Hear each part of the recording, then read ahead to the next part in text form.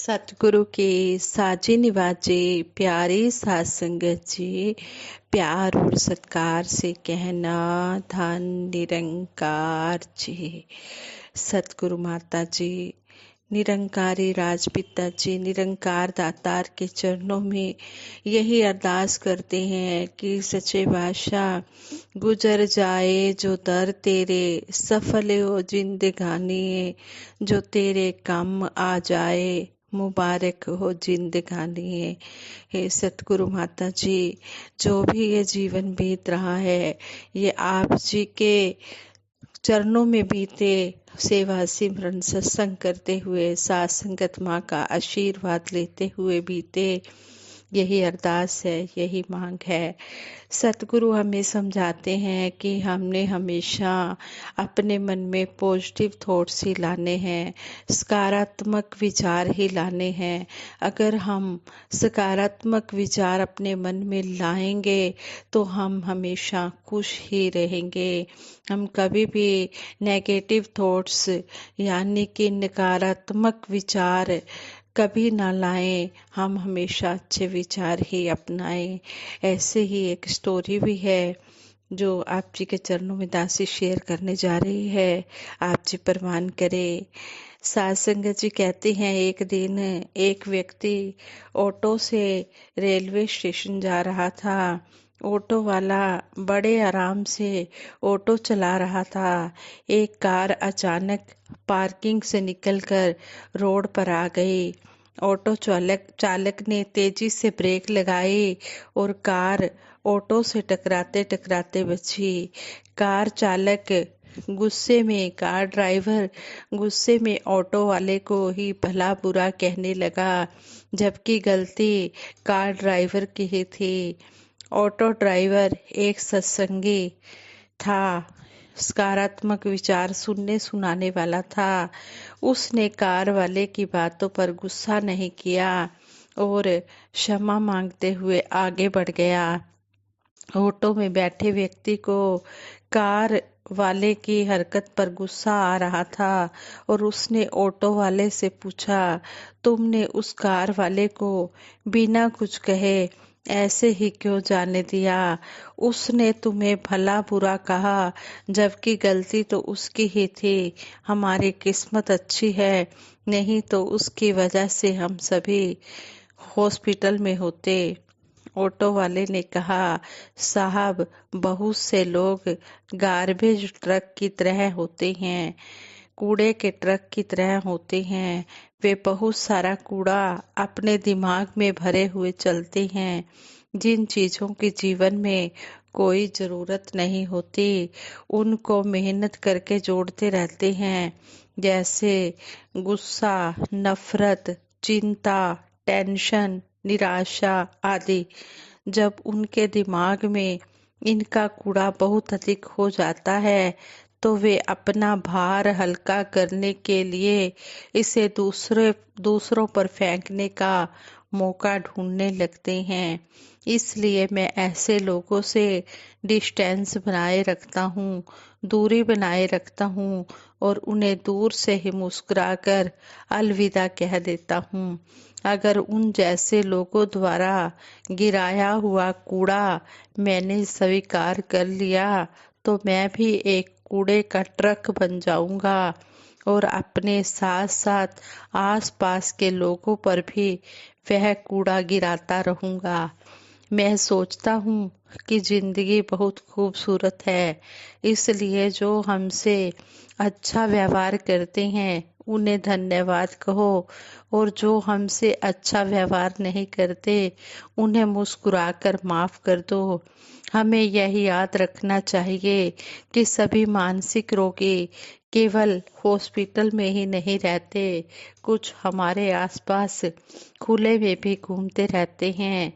जिस तरह यदि खेत में बीज ना डाले जाएं तो कुदरत उसे घास फूस से भर देती है। इसी तरह यदि हम दिमाग में पॉजिटिव थॉट्स यदि हम दिमाग में पॉजिटिव थॉट्स ना भरें तो नेगेटिव थॉट्स अपनी जगह हमारे दिमाग में बना ही लेते हैं।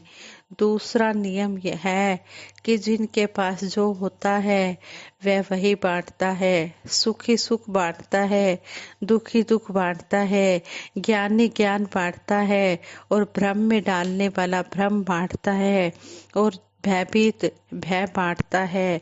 जो खुद डरा हुआ है वह औरों को डराता है, दबा हुआ दबाता है, चमका हुआ चमकाता है। इसलिए हमें सतगुरु की कृपा से जो ये साथ संगत माँ मिली है, जो सतगुरु निरंकार दातार का हमें चरणों में रहने का मौका मिला है, हमें जो भी सतगुरु समझा रहे हैं, जो भी साथ संगत माँ समझाती है, हम इन बातों को अपने जीवन में अपनाकर ही सुखी हो सकते हैं। ब्रह्मवेता सतगुरु की कृपा से ज्ञान चक्षु प्राप्त करने के बाद हर जगह परमात्मा ही दिखाई देता है। मन में अज्ञानता के कारण जो भाव वाली भावनाएं बनती थी, वे भगवत भाव में बदलकर समर्पण भाव को जन्म देती हैं। इस प्रकार सारा संसार प्रभु का स्वरूप लगने लगता है। स्वयं का जीवन दास भावना से युक्त होकर जब सबकी सेवा करता है, तब इस अनूठे आनंद की प्राप्ति होती है। अपने जीवन में ब्रह्म ज्ञान की प्राप्ति के पहले वाले दिनों की संसार में रमण करने वाले अज्ञानी जनों के जीवन से तुलना करके इंसान देखता है तो उसके जीवन की संकीर्ण भावनाएं अपने बीते हुए जीवन की याद को ताजा करवाती हैं कि इन्हीं भावनाओं ने हमारे जीवन को नरक बनाया था। फिर अपने ऊपर हुए उपकार सामने आते हैं कि मेरे ऊपर भी किसी महापुरुष की कृपा हुई, जिसने मुझे सतगुरु के चरणों तक पहुंचाया, जिसके कारण आज मेरा जीवन आनंदमय हुआ है। इसलिए मुझे भी महापुरुषों का वह भावनात्मक कर्ज चुकाने के लिए सतगुरु के चरणों में ऐसे लोगों को पहुंचाना है जिन्हें ब्रह्म ज्ञान की दात नहीं मिली है। इस भाव से ब्रह्म ज्ञानी सबकी भगवत भाव से सकारात्मक सेवा करता है। युग पुरुष शहंशाह बाबा अवतार सिंह जी महाराज फरमाते हैं, सब तो वड्डा पुण्य है एहू जियां दा कल्याण करे, कहे अवतार उदानी वड्डा जो नाम भंडारा दान करे। हंसा जी कह रहे हैं कि सबसे बड़ा पुण्य यही है जो जीवों का कल्याण करता है, जो जीवों को इस नाम रूपी दात से जोड़ता है, जो सतगुरु के चरणों में लेकर आता है। और शहंशाह जी कहते हैं कि सबसे बड़ा दानी वही है जो ये नाम भंडारा दान करता है। हम सतगुरु का हर पल शुक्राना करती हैं जो ये नाम रूपी भंडारा दान कर रहे हैं। वास्तविक सेवा हेतु इंसान को हर पल भगवत भाव से जुड़ा होना चाहिए। अज्ञानी जनों के प्रति भी अपनी नज़र भगवत भाव की ही बनी रहनी चाहिए कि निरंकार परमात्मा ने ही ऐसा रूप धारण करके मुझे सेवा का अवसर दिया है। इतिहास में अगर हम देखें, हमें ये प्रूफ भाई कन्हैया जी का मिलता है कि भाई कन्हैया जी अब्दुल रहीम खान खाना और शहंशाह युग पुरुष बाबा अवतार सिंह जी महाराज के जीवन से दिखाई देते हैं। जैसे कि भाई कन्हैया ने दुश्मनों की फौज की सेवा करके भगवत भाव को प्रकट किया, रहीम जी ने कर्ता भाव से नजरें झुकाकर दान किया, रहीम जी ने कर्ता भाव से नजरें झुकाकर दान किया कि कर्ता कोई और है। और शहंशाह बाबा अवतार सिंह जी महाराज ने अपने विरुद्ध नारे लगाने वालों को भी पानी पिलाकर समता का प्रमाण दिया। ऐसा दृष्टिकोण, ऐसी नज़र बनने के बाद ही सेवा शुरू होती है। इसके अलावा कर्ता भाव से जो सेवा होगी वह दानी होने का अहंकार पैदा कर सकती है और बंधन का कारण बन सकती है। इसी तरह दिखावे की सेवा भी व्यर्थ जाती है। हमारे गुरुओं पीरों ने ऐसी सेवा को स्वीकार करने से ही इनकार कर दिया था। जैसे कि भगवान श्री कृष्ण जी ने दुर्योधन के मेवे त्याग दिए और विदुर जी के घर का साग खाया। भगवान श्री राम जी ने शबरी के झूठे बेर स्वीकार किए और प्यार से खाए। कलयुग में श्री गुरु नानक देव जी महाराज ने मलिक भागों के शटरस त्यागे और भाई लालो द्वारा दी गई रूखी सूखी रोटी ग्रहण की। कारण एक तरफ भाव बन गया और दूसरी तरफ भाव नहीं बन पाया।